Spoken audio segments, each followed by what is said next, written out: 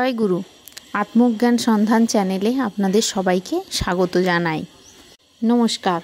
আশা ও ধৈর্যহীনতা জীবনের পথকে কণ্টকময় ও দুর্বিষহ করে তোলে। আজকে এই নিয়েই আমাদের গল্প আলোচনা।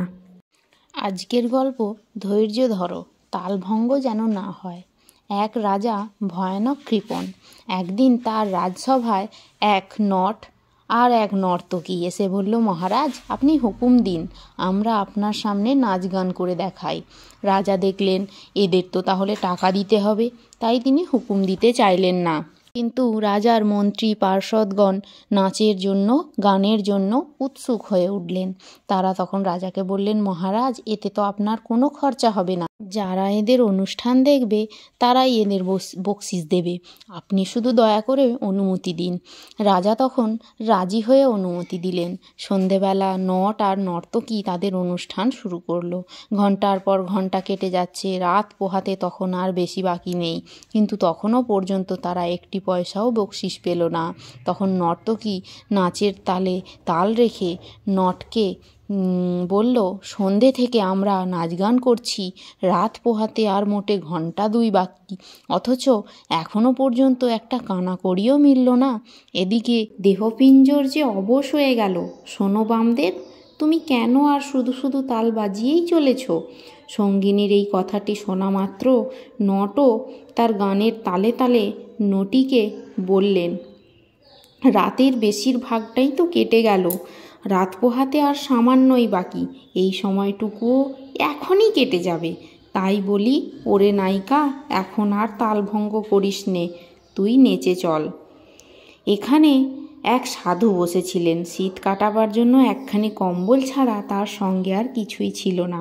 যেই নটের কথাটি শুনেছে অমনি সাধুটি তার একমাত্র সম্বল কম্বলখানি নটকে দিয়ে দিলেন। রাজপুত্র নিজের জড়োয়ার চূড় খুলে নটকে দিল, আর রাজকন্যা দিল নিজের গলার বহুমূল্য হার। রাজা তো অবাক, নট কি এমন কথা বলল? নটের কথা শুনে এরা কি এমন বুঝলো যে এইভাবে সব দিয়ে দিল? রাজা তখন প্রথমে সাধুকে জিজ্ঞাসা করলেন, আপনার তো একমাত্র কম্বল ছাড়া আর কিছুই নেই, আপনি কম্বলখানা কি ভেবে ওকে দিতে গেলেন? সাধু বললেন, রাজামশাই, এই নটের কথায় আমার যে কি উপকার হয়েছে সে কি বলবো। সারা জীবন আমি সাধন ভজন নিয়ে কাটিয়েছি, আমার জীবনের মেয়াদ শেষ হয়ে এসেছে। এখন এই নাচ দেখে গান দেখে আমি ভাবছিলাম, আহা, যদি আপনার মতন রাজত্ব পেতাম তাহলে এমনি নাচ গান দেখে উপভোগ করে আনন্দেই জীবনটা কাটিয়ে দিতে পারতাম। এমন সময় নটের কথাটি আমার কানে এলো এবং আমার চৈতন্য ফিরে এলো। মনে হলো এই তো সারা জীবন তপস্যা করে কাটাচ্ছি, এখন এই যাবার সময় আমার কি ভোগবাসনা জাগলো। এখন এই যাবার সময় আমার মনে কি না ভোগবাসনা জাগলো। সারা জীবনের তপস্যা যে তবে ব্যর্থ হয়ে যাবে ভোগবাসনার জন্য। তখনই ঠিক করলাম এই সব ভাবনা আমাকে ছাড়তেই হবে। আর কিছুই আমার ছিল না, এই একমাত্র সম্বল কম্বলখানা, তাই এটাও আমি ওকে দিয়ে দিলাম। রাজা তখন রাজপুত্রকে ডেকে জিজ্ঞাসা করলেন, তোমার হাতের জড়োয়ার চূড় তুমি নটকে দিলে কেন? রাজপুত্র বলল, বাবা, আপনি যদি অপরাধ না নেন তবে আমি বলি, আমি বড় হয়েছি, অথচ নিজের ইচ্ছে মতো কিছু করতে পারি না, কোনো খরচ করতে পারি না, কোথাও যেতে পারি না। আপনি আমাকে কোনো টাকা পয়সা দেন না, আপনি কোথাও যেতে আমাকে অনুমতি দেন না। তাই আমার মনে মনে এই পাপ চিন্তা ঢুকেছিল যে আজ রাতে আপনাকে খুন করে আমি রাজ সিংহাসন দখল করে নেব, আর তাহলে নিজের খুশি মতো সব ভোগ করতে পারবো। এমন সময় নটের কথা শুনে আমার মনে হলো, আরে বাবা তো বুড়ো হয়েছেন, এমনিতেই তো তার দিন ঘনিয়ে এসেছে, আর কদিনই বা তিনি বাঁচবেন, তখন রাজত্ব তো আপনিই আমার হাতে এসে যাবে। তবে এখন আর তালভঙ্গ করে পিতৃহত্যার পাপে লিপ্ত হই কেন? অনেক দিন তো কাটলো, আর কটা দিনও দেখতে দেখতে কেটে যাবে। নটের কথাতে আমার হুঁশ হলো, আর পিতৃহত্যার পাপ থেকেও রেহাই পেলাম, তাই আমার হাতে চূড় দিয়েছি। শেষে রাজা তার মেয়েকে জিজ্ঞাসা করলেন, হ্যাঁ মা, তুমি আবার কেন গলার হার খুলে ওই নটকে দিতে গেলে? রাজকন্যা বলল, বাবা, আপনি আমার অপরাধ যদি ক্ষমা করে দেন তাহলে আমি বলি। রাজা বললেন, কোনো ভয় করো না, নির্ভয়ে বলো। তখন রাজকন্যা বলল, বাবা, আমার এখন বিয়ের বয়স হয়েছে, কিন্তু টাকা খরচের ভয়ে আপনি তো বিয়ে দিচ্ছেন না, তাই আমি ঠিক করেছিলাম যে কাল আমি মন্ত্রীর ছেলেকে নিয়ে কুলোত্যাগ করব। এমন সময় নটের কথা শুনে আমার মনে হলো যে বাবার বয়স হয়েছে, এখন আমি যদি কুলোত্যাগ করি তাহলে এই বৃদ্ধ বয়সে তার নামে কলঙ্ক রটবে।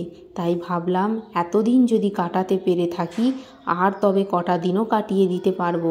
বাবা তো বেশি দিন বাঁচবেন না, কেন তবে তার মনে দুঃখ দিই, তালভঙ্গ কেন করি? নটের কথা শুনে এই কথাগুলি আমার মনে হলো বলে আমি আমার গলার হার খুলে তাকে দিয়েছি। তিনজনের মুখে তিন রকম কথা শুনে রাজার মনেও বৈরাগ্য জাগলো। রাজা ভাবলেন, আমার তো সত্যিই মরণ ঘনিয়ে এসেছে, তবে কার জন্য এত কৃপণতা করছি? রাজা তখন রাজপুত্রের হাতে রাজ্যের ভার তুলে দিলেন, আর রাজা কন্যার বিয়ে দিয়ে নিজের সমস্ত বন্ধন থেকে মুক্ত হয়ে গেলেন। নটের একটি কথাতে সাধু, রাজপুত্র, রাজকন্যা সহ রাজারও মনে বৈরাগ্যের উদয় হলো। একই কথা কার মনে কিভাবে বৈরাগ্য সৃষ্টি করে তা কেউ বলতে পারে না। কারোর জন্য কোনো সঞ্চয় নয়, শুধু নিজের লক্ষ্যপথে এগিয়ে চলো। সাধন পথকে লক্ষ্য করে নিজের জীবনকে অগ্রসর করো। হতাশা হলো সাধন পথের একটি বড় বাধা, যাকে শাস্ত্রে বলেছেন নির্বেদ। অনেক দিন ধরে সাধন ভজন করবার পরেও যখন সাধক দেখে যে সে তার অভীষ্ট পথে অগ্রসর হতে পারছে না, তখন স্বভাবতই সে হতাশ হয়ে পড়ে। অনেকে এই সময় সাধন ভজন ছেড়ে দিয়ে পূর্বজন্মের কামনা বাসনার স্রোতে গা ভাসিয়ে দেয়। হতাশাগ্রস্ত এই সব সাধকদের প্রতি তাই মহাজনদের উপদেশ, তালভঙ্গ যেন না হয়, যেন তাল না কেটে যায়। ধৈর্য ধরো, লেগে থাকো, শুধু সাধন করে যাও। ধৈর্য ধরো, কে জানে তুমি হয়তো সিদ্ধির দ্বার প্রান্তেই এসে পৌঁছেছ। এখন ভগবান তোমাকে পরীক্ষা নেওয়ার জন্য একটু তালভঙ্গের অভিনয় করছেন তো তোমার সাথে। তাই তাল ভঙ্গ করো না, অচিরেই তোমার সিদ্ধি লাভ হতে পারে। এই উপদেশ যে শুধু সাধকদের ক্ষেত্রে প্রযোজ্য তা নয়, সংসারীদের কাছেও এর অপরিসীম মূল্য রয়েছে। সংসারে নানা কারণে আমরা যখন অধৈর্য হয়ে পড়ি, তখন প্রায়ই আমাদের জীবনের ছন্দ নষ্ট হয়ে যায়, তাল কেটে যায়। তাই তাল ভঙ্গ করো না, ধৈর্য ধরো। এই উপদেশ যদি আমরা আমাদের দৈনন্দিন জীবনে মনে রাখতে পারি, তাহলে সংসারের অনেক অশান্তির হাত থেকেই আমরা রক্ষা পাব। ধন্যবাদ।